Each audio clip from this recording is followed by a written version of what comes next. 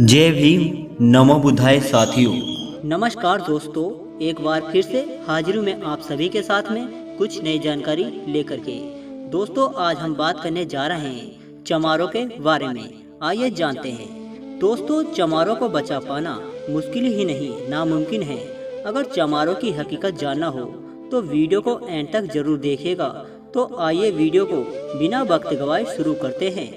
दोस्तों, हजारों वर्ष पहले एशिया महाद्वीप में एक राजवंश रहा करता था जिसे हम इक्ष्वाकु राजवंश या सूर्यवंशी क्षत्रिय कहते थे।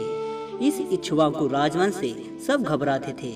इसी वंश में भगवान गौतम बुद्ध, अशोक सम्राट, चंद्रगुप्त मौर्य जैसे महान सम्राट पैदा हुए थे।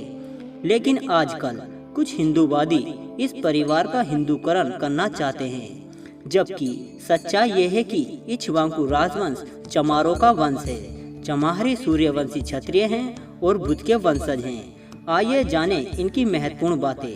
दोस्तों, पहली बात, बौद्ध लोग जीव हिंसा से विरत रहते थे लेकिन मांस खाते थे, अर्थात वो किसी भी जीव को काटकर कुर्बानी देकर या बलि देकर मांस नहीं खाते थे, बल्कि भारतीय बुद्धिस्ट सिर्फ मरे हुए जानवर का मांस खाते थे जिसमें कि जीव होता ही नहीं था। इस प्रकार जीव हत्या नहीं करते थे और पूरे भारत में ऐसा करने वाली सिर्फ एक जाति थी, वो है चमार जाति। आप बड़े बुजुर्गों से पता कर सकते हैं। दूसरी बात, पूरे भारत में जनश्रुतियों और लोक कथाओं में चमार को ब्राह्मण बड़ा भाई बताता है।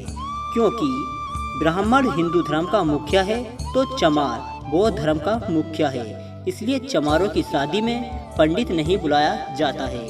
तीसरी बात, रामायण में और कुम्भराली भट्ट की किताबों में बुद्ध को शूद्र लिखा गया है और रियल में भी चमार को मुख्य शूद्र माना गया है। अन्य जाति कभी निशाने पर नहीं रही। चौथी बात, समस्त जातियों में सिर्फ चमार जाति ही ऐसी है जो गरीब होने के बावजूद अपनी आन शान पर मिटती है और इसी जाति में आज भी राजी साहिब गुण झलकते हैं। पांचवी बात, चमारों का घर गांव के बाहर अक्सर होता है क्योंकि चमार गांव के राजा होते थे। इनको ही गांव में ढीठ बाबा कहा जाता था। छठी बात, चमार जाति से बौद्ध धर्म छीनने के बाद उसे धर्म विहीन कर दिया गया था और अछूत इसलिए बना दिया गया था कि यह जाति फिर से कहीं बौद्ध धर्म ने खड़ा कर पाए।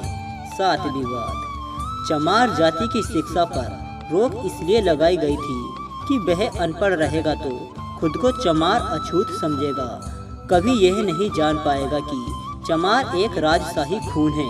इसलिए चमारों की शिक्षा पर रोक लगाई थी कि चमार शिक्षा पाएगा तो फिर से बौद्ध धर्म खड़ा कर देगा। आठवीं बात, चमार खुद को इसलिए चमार कहलाना पसंद नहीं करते थे क्योंकि चमार इनका नाम ही नहीं है।